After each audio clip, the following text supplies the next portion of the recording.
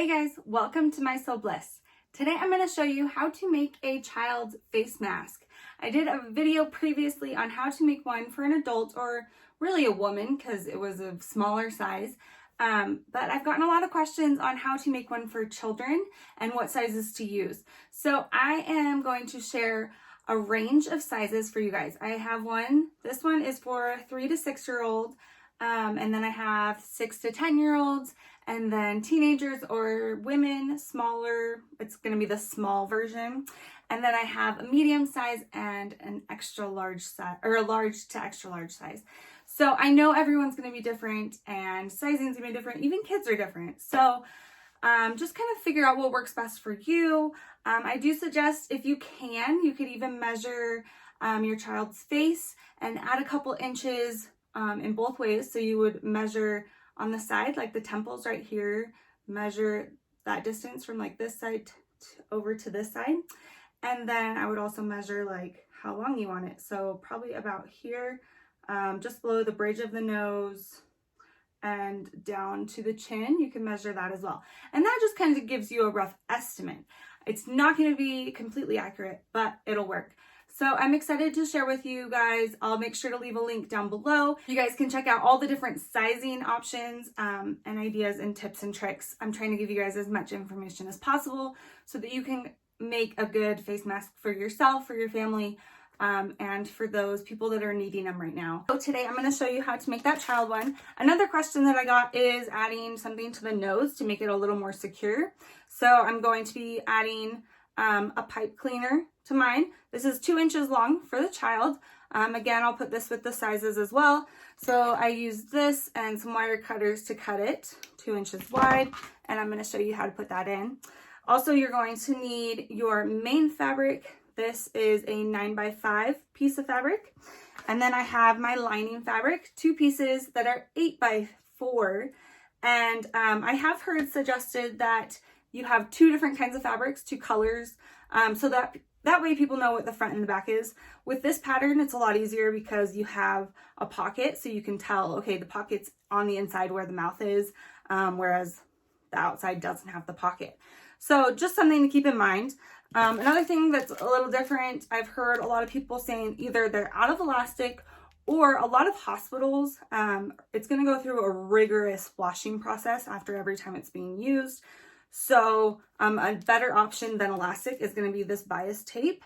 You can find this at any craft store, although I have heard they're running low as well. So I am going to make a tutorial. I'll put a link down below for that as well on how to make your own bias tape. This is double fold bias tape. This is my favorite kind to use. They come in a variety of colors. So I'm going to be using that as well. And cutting for the kid size, it's about 30 inches long. For our first step, I'm going to take both lining pieces over to my ironing board, and I'm going to take one side and fold that down about 1/4 inch and iron that.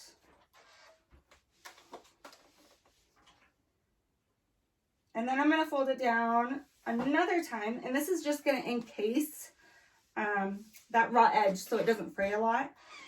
So I'm going to fold it down one more time and iron it. And I'm going to do this on both pieces. And again, this is our lining pieces, so we have 2 of those. Okay, and I folded those to the wrong side. You can't really tell with this fabric what the wrong side or the right side is, but the folds go to the wrong side. So that's what it's going to look like. The encased seam. And then I'm going to take it over to my sewing machine and sew those down.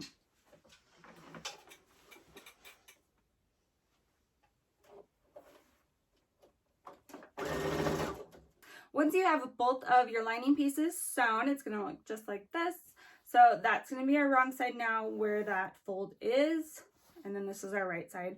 And I'm going to take one of my lining pieces and I'm going to lay it right sides together on top of my main piece. And I'm just going to center it because there will be a little extra on the sides. But you are lining up the top raw edges. So I'm going to center that right there and I'll pin it in place. Now I'm going to add that pipe cleaner that I was using for the nose piece, and this is just going to create a tighter seal, make sure no germs get in there, And I'm going to place that right in the middle of that where I just placed this with the raw edges. So I'm going to fold my fabric in half, find the middle, and I'm just going to place the pipe cleaner right in there. I'm just going to hold it with my fingers because I can't really pin it in there. So once I have that pipe cleaner placed right in the middle, I'm going to take it over to my sewing machine and I'm going to do a zigzag stitch right along this raw edge up here. And I'm going to make sure I just go right over top that pipe cleaner. I don't want to touch the pipe cleaner with my needle or it could break it. But luckily it's skinny enough that it probably would just slide right past. So just be careful about that. You want a wide enough zigzag that you could just encase it in there. And then we'll have our perfect little nose covering. So once you have the pipe cleaner sewn in and that's stitched down, then I'm going to take the other lining piece and do the same thing but on the bottom. And this time we don't need to do the zigzag stitch, we can just do a regular stitch. So I'm just going to line it up with the top, right sides together again, and stitch that down with a straight stitch. Once you have both your pieces sewn, it'll look just like this. So I'm going to open it up like this, and I'm going to take it over to my ironing board and iron it open. Iron those seams flat. And then I'm going to take my lining pieces and fold them in. So now they're going to be wrong sides together.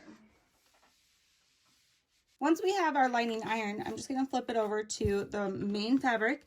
And now we're going to create the pleats or the folds that the mask has. And I'm going to do this while holding the lining as well. And I'm just going to do 2 to 3 folds. And they're about, for the smaller ones, for the kid sizes, about 1/4 inch. They're pretty small, but they help to spread over the face a little bit better. So pin those in place. Just makes it a lot easier if you can pin it in place and then go iron it, especially since we're doing 3 at a time. Okay, so there's one. And if you need to, you can measure this. I just kind of eyeball it. There's my second one. This one's a little thick because I have those lining edges as well in there. So just make sure you're catching the lining. I'm going to pin it this way so I don't melt my pins when I iron it. Oh, and I lost it. There we go. Okay. Now let's see if I can do one more. I might just need to leave it at 2, which I think would be fine. Yeah, I'm going to leave it at 2. So we'll just repin this one. I don't even think I caught all the fabric in it. Okay, so there I have my pleats. And I just, again, like I said, I did 2. It just worked a lot easier, especially with these smaller masks for kids. No need to complicate it and make it harder for yourself. So now I'm going to take it, I'm going to iron it. And I'll iron it flat like this. And then I'm going to stitch right along this edge with a straight stitch. I'll stitch that down. And then right along this edge as well with a straight stitch. Now that I have my pleats sewn in, it should look somewhat like this. And I'm going to clean up my edges a little bit. Clean that up, trim them in a little bit. Once I do that, I'm going to take my bias binding. And again, these are about 30 inches long. If your child has a bigger head or even a smaller head, maybe you measure them first. And then I'm going to mark the center of the binding just by folding it in half. And I'm going to take that center and line it up. Oh, maybe. I still want to be able to open it up. So I'm going to open it up. If you open it up, you can see there's folded edges. So this is why it's called a double fold, because it's folded twice. And I'm going to take the mask and stick it in right in the middle where that pin is. So that way I have equal binding on either side. And then I'll just encase those raw edges. and pin it in place.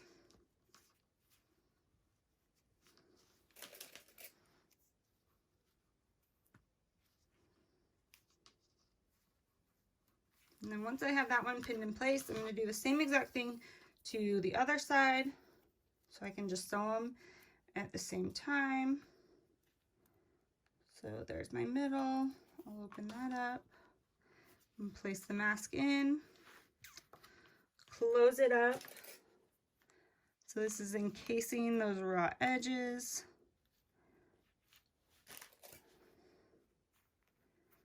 And, oh, that one's slipping out.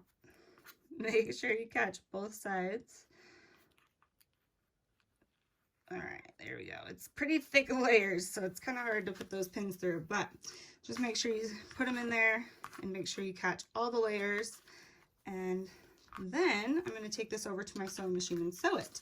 And one thing that I like to do with my bias binding is taking the ends.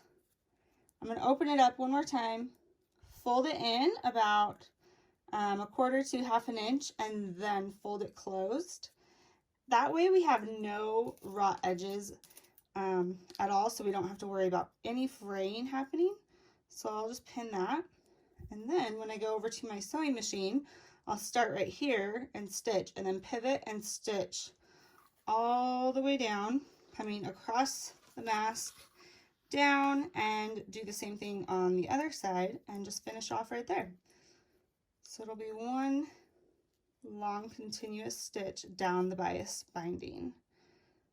And then once you are done sewing that bias tape, you are all done with your child's face mask. In the back, the filter pocket is just right here, and it should be layered with both the linings, and then you can just open it up, put something in there, and close it up, and refold your pleats, and there you go. And I did make these long enough so that they would tie behind the child's head, not behind the ears, because when I put it on my kids, it kept slipping off of their ears, and it was really annoying. So if you're making them for yourself, I would highly suggest that, or your kids, obviously, doing it for behind your head. Also, I highly suggest calling wherever you want to donate them to make sure you have the right supplies that they're wanting and the right sizes that they're wanting. I hope you guys enjoyed this video. Make sure to give it a thumbs up and make sure to subscribe for more sewing tutorials. I'll make sure to leave all my links down below for where you can find the sizing, and I'll do some written instructions as well to help you guys out. And I'll also put a link down to how to make your own bias binding if you can't find any of this stuff at the store. So thanks for watching. I'll see you next time. Bye.